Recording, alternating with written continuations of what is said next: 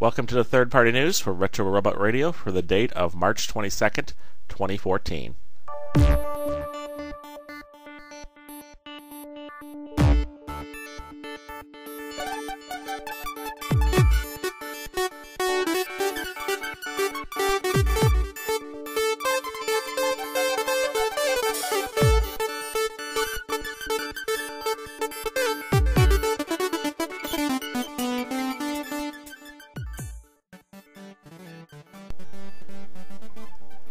TF Expo have announced two exclusives for this year's show. They are from BMOG Toys. The toys are Carburetor and Chopor. Carburetor and Chopor are recolors of Arsenal and Mantex. These figures are heroic augmentoids and will be exclusive to TF Expo 2014. The instruction booklet for FansProject Riftshot Core and Recoiler Core revealed the next project that will be coming from the company. This one's called Three Kings. The darkened image that's shown seems to indicate that the figure is an homage to the Diaclone toy Diabattles. FansProject Core also released this week that they have started pre-orders on their Recoiler Core and Riftshot Core figures. The two figures sell together for $189 plus shipping. Fans wanted to have released some prototype images of their Jetwing upgrade kit for the Revenge of Fallen Leader class Optimus Prime. This upgrade kit is a Jetfire-inspired wing pack and gun set for the figure. Justitoys have released another recolor set of their WST Dino Robot series. This set is called the Blackout set.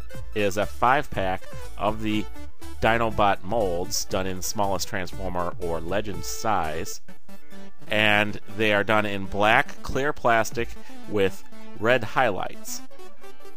This is very similar to the Dark Retribution set that was released a few years ago, which were black, clear, and blue highlights. They're available now.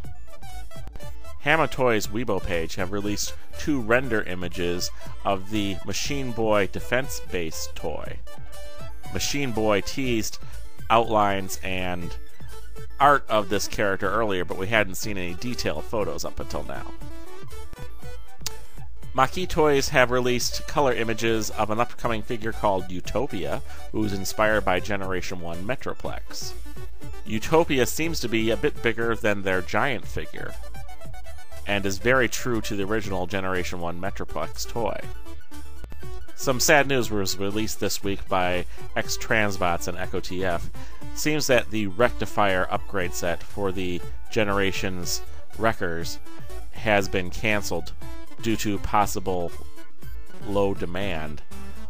However, those of us who want the figure might be seeing it showing up on Shapeways in the future.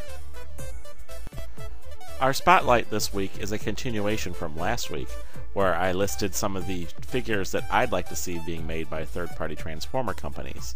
I asked the listeners of the show to respond with some of their ideas, and here's what they came up with.